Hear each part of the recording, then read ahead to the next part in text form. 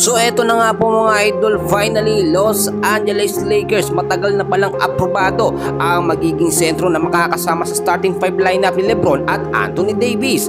Bago yan kaibigan, huwag po munang kakalimutan mag-like and subscribe. Maraming salamat po. Matapos nga po mga idol matalo ang Los Angeles Lakers sa huling naging laban nila kontra sa kupunan ng Dallas Mavericks, which is medyo tambak ng ilang puntos ditong Lakers, score na 118-97, magkakaroon ngayon ng Lakers ng panibagong adjustment.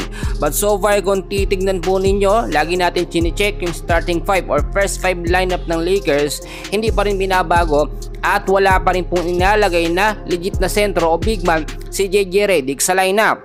So far nandyan pa rin po si Rui Hachimura, LeBron James, Anthony Davis, Max Christie at Austin Reeves. Ayon na rin po sa ating mga legit na source na nakuha mga kaibigan, ang Lakers po ay magkakaroon ng Twin Tower ngayong taon po na ito para sa kanilang magiging consistent na win.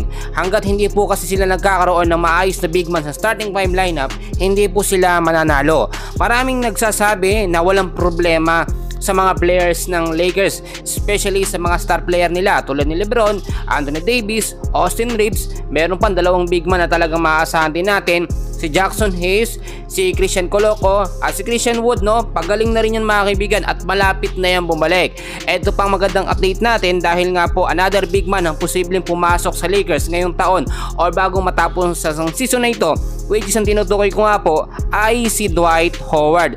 So palagi ko hong mini-mention si Dwight Howard sa Lakers mga kaibigan dahil nga po may chemistry na siya sa ibang player ng Lakers tulad na lamang ni LeBron James. Ilang beses na rin sila nagkasama sa season at maganda rin katandem ni Anthony Davis o kapalitan po mga kaibigan.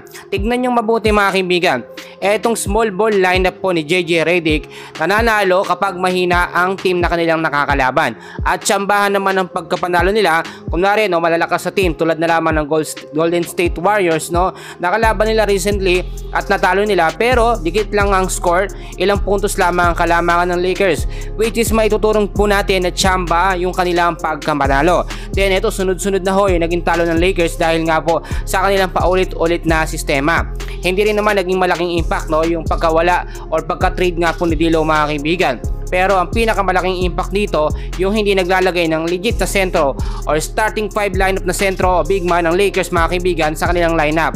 Etong sinasabi ko sa inyo na posibleng maging twin tower nga po ng Lakers mga kaibigan ay magpapanalo at magpapalakas sa kanilang depensa at ofensa. So number 1 ho kasi mga kaibigan na dapat palakasin ng Lakers, no?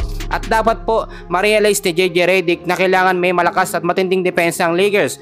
So gagamitin nila ang advantage ng mga big man. Si Dwight Howard mga kaibigan, legit na sentro yan, naglalaro din bilang power forward, ay tamang-tama at fit na fit po sa Lakers, katandem ni LeBron James. Yan yung sinasabi ko sa inyo yung twin tower mga kaibigan, which is may kukonsider natin na talagang dalawang big man na yan ay malakas po mga kaibigan. Pero mga kaibigan, no, kung si JJ Redick hindi gagamitin, eto nga po si Jackson Hayes at si Christian Coloco, magiging palamuti lamang sila sa Lakers, no? At mawawalan po sila ng silbi. Nakita nyo, maraming natitrade sa Lakers, marami silang mga bagong players, pero nasa bench at hindi po nakakapaglaro. Take note mga kaibigan, halos ilang players lamang po nag-iikot-ikot sa rotasyon at yung ibang mga player hindi na po nakakapaglaro mga kaibigan o hindi nabibigyan ng minuto. Doon nabibigyan naman minsan pero napaka-limited lamang, no? Unlike ng mga star player po ng Lakers or starting 5 tulad na lang po ni Rui Hachimura, consistent yan sa starting 5, no? Si LeBron James automatic, Anthony Davis, Austin Reeves mga kaibigan, no? Max Christie recently hindi siya ginagamit pero ngayon nung na-trade po si D'Lo, lagi na po siyang nasa starting 5 lineup.